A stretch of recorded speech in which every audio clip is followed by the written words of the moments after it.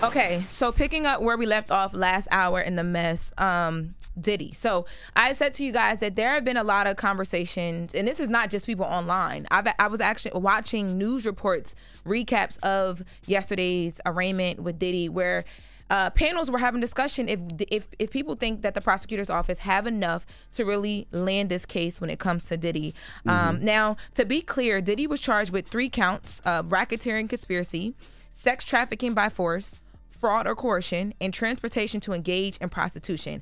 If he is convicted, Diddy can face a minimum sentence of 15 years and a statutory maximum of life in prison. So it can get really crazy for him. Now, his attorney, Mack, he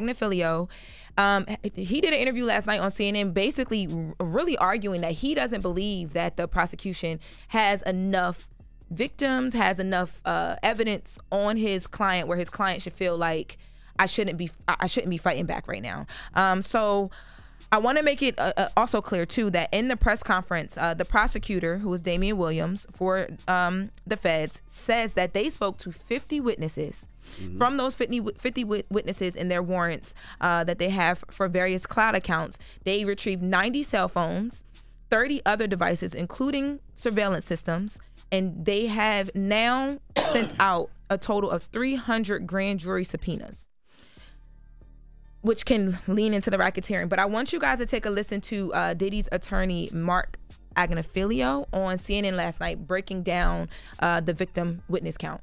They say there's multiple victims here today. And what I heard described was they said they have 50 witnesses or victims. Yeah, I think it's 49 witnesses and 1 victim. I think if you broke it down, and I say that because count 2, which is the sex trafficking count, has victim number 1, and there is no victim number 2 anywhere in the indictment. So you're saying that there are not other women, because what they were essentially arguing here is that he coerced and forced women into sex acts by using physical force, financial pressure, emotional abuse, and narcotics for what they described as these freak-off sessions. They saying that he self-described them as that. Yeah, there's 1 victim in the indictment. The charging document. 1 victim does count, right? No, of course, but I'm just not. It's not 50. I mean, what they did, and it's a little too cute, is it's 50 witnesses or victims. Well, it's 1 victim. That's all that's in the indictment. Why do they keep playing with the feds? Like they using words like, "Oh, that's cute." Like so, they must want the feds to start leaking videos or something. So on the break when we were preparing for this next segment, I specifically wanted that clip, and I wanted to make sure we heard him say "too cute" or "cute," because I think when you talk about like victims and different things in the circumstance that we're talking about with Diddy, it is a very slippery slope to call anything cute, because there's a woman, even if it's one, that is, and we've seen on camera be physically abused. But I agree with you, but you have to remember that the slopes are slippery because they found 1,000 bottles of KY and baby 1,000 plus. 1,000 plus. That's very important. But they're painting the picture as Diddy to be a villain, and his lawyer's job is to try to paint the picture the opposite way. Exactly. Because at the end of the day, if it does go to trial, they're painting this picture as Diddy a villain, Diddy's a monster, Diddy's somebody that uses a lot of lube. Yes. And they're painting that type of picture. So they're trying. His lawyer's job is to try to paint the picture the other way and say the feds are, lying or exaggerating or this, that, and the other. And it wasn't that much lube. And that's exactly why it wasn't 1,000 plus. It was just 999 bottles of. He didn't get into the numbers of the lube. Now he stayed away from that slippery slope. But what he did do is his attorney is basically like really sticking to like the fact. That's funny. Whoa, to law. I mean, and he's an attorney. That's what he should do. But he made it really clear that what Diddy is being charged with is not the hitting, kicking, or dragging that we saw in that video. And then he also clarified something too, because in the arraignment where they told Diddy he was not going to get any bail, they talked a lot about the fact that Diddy bribed people at the hotel with the money so that this video wouldn't come out, and I thought that was interesting. But here's the thing: what does Cassie's video have to do with any of this? So let's take a listen to this audio, and then we can talk about that. Take a listen to the hotel staff, the bribing with the money. Did he pay off the hotel staff? Not that I know of. I know that's an allegation. I don't know that is true. What I was concerned about when I heard about this allegation is whether there was an allegation that there was some sort of law enforcement investigation pending, because then that would be a crime. But there was none. And so this is not a crime. So, to your point. Yeah, to me, the bringing up the Cassie video is a distraction and a deflection on his part, because he's trying to keep people focused off what he is actually charged for. Correct. We know he's not charged for the Cassie video. A lot of people don't. But a lot of people don't, and because that was so big, his attorney has to keep coming and drilling in the, coming and drilling. His attorney has to. He got to talk to the facts. That's why you need all this. That's why you need 1,000 bottles of lube. He got to talk to the facts. Now, speaking of keeping people in his fold, on CNN they do bring up the fact that Diddy is also there's claims out there that he uses his power and influence to make people do certain things. And one of the things that came up in court in the arraignment was the fact that Kalani, I think I'm saying her name correct. I don't think it's Kalani. Harper. Okay, well, Miss Harper. Sorry if I said the first name wrong. Yeah. And I have the pronunciation here, still said it wrong. She came out after Dawn Richards filed that lawsuit on September 10th and said, "This may be Dawn's truth, but I'm not attesting for that truth." And it was brought up the 54 times that Diddy allegedly called Miss Harper after Dawn filed on September 10th and only stopped on September 14th when she released this statement.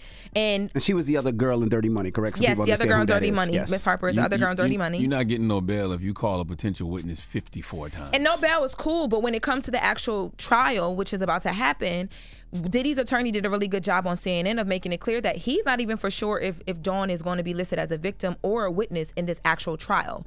So when people are saying, well, that's something that they have, we don't know if they even have that. We know that they have it. We don't know how it's going to be used. Now, I want to, move it forward and say that Diddy is going to be appealing the decision to not receive bail today. And he's actually going to be appealing that decision, him and his attorney, with Judge Carter. Judge Carter, because I reached out to Diddy's attorney and I said, well, what's the difference? Why appeal the next day? And he said, Judge Carter is a judge that will be presiding over the full trial itself. Different judge, right? So they think that there will be a difference in that. Do you think he's going to get a bail? Do I? Yeah, I'm just asking in general. I don't think that Diddy is going to get a bail. I think Diddy should get a bail.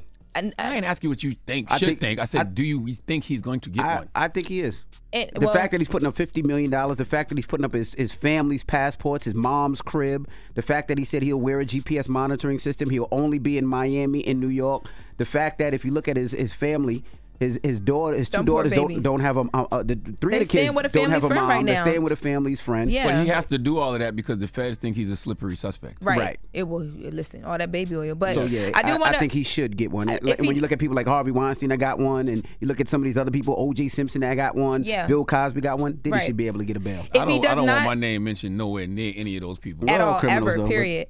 If he does not get a bail though, I don't know if they're going to move him. But right now he's being housed at MDC Brooklyn, and some of the people that have been there, R. Kelly, Fetty Wap, Michael Cohen.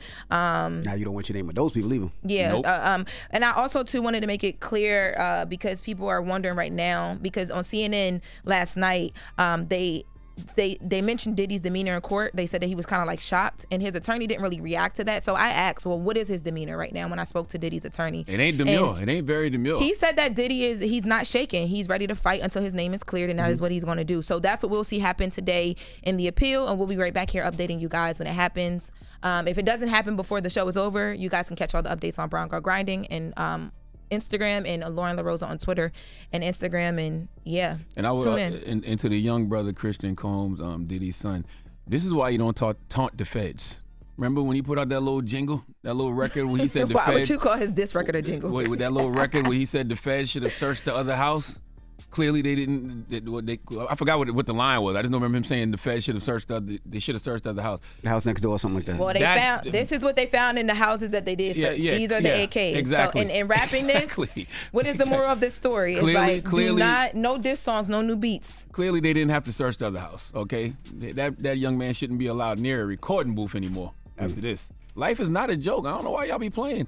All right. Well, that is Jess with the Mess with Lauren LaRosa. Charlamagne, who you giving your donkey to? Before after the hour, it's come to my attention that there are a lot of things being bought and stolen in bulk in Miami. So we will discuss before after the hour, okay? There's two Miami men named Carlos and Navaldo need to come to the front of the congregation. We'd like to have a word with them. They had the baby oil? Doesn't involve lube. No, but they might need to be investigated. All right, we'll get to that part next. Of Combs Enterprises. It's the Breakfast Club. Good morning. Wake that ass up early in the morning. The Breakfast Club.